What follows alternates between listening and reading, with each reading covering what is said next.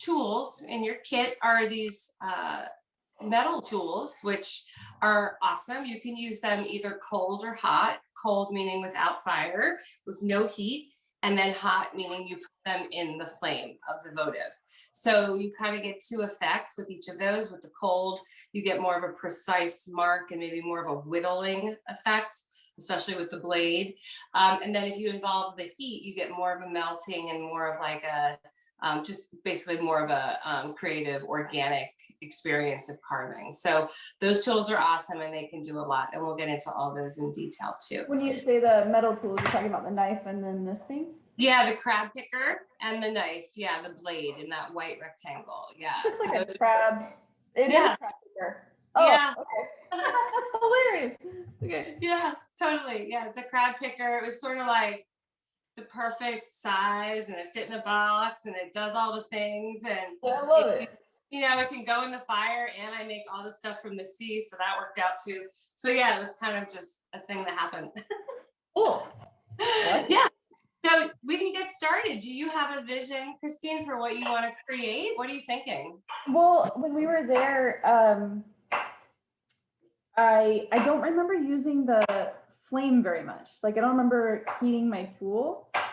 So I guess I'm unsure of what I'm able to do, but I do have a few things that I like grabbed. They're sea oriented, so I figured. So there's this like cool piece of coral. It has so much texture. And then when we went to Sayulita, this was my favorite little bracelet. It broke, but it's like just little waves. There's like a few things here. There's like this little leaf or a feather earring. I have a few things here that I don't really know. Like, is it just so I can visualize it and maybe?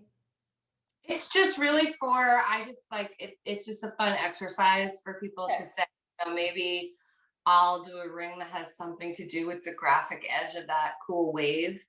It's not like you have to make a 1-for-1 by any means, but yeah, I mean, you've got a lot of really cool little objects there. I mean, I also think there's a lot of beauty in just like a really simple ring that's just angular and, you know, just a simple curve or whatever you're thinking. So it's really, truly up to you how you might want to use your inspo. I just like the jumping off point. Yeah, I like that too. If I have like this little tiny agate, is it too hard to try to make this so that eventually I could put it in there, or? Not at all, no. Basically what you'll do, you will create, think of it, it's called a seat in jewelry terms, it's called a seat. That's really what you're making, a little hole for half, you know, 50% of that little agate, for 50% of it to sit in a little divot. So you can either mark where that should be and or dig the divot, and then when you finish your ring, send the agate back with it, and then I'll ensure that the setting is sort of correct for the rock, and then we'll cast it and set it for you. So that can happen. Okay, yeah. I want to do that.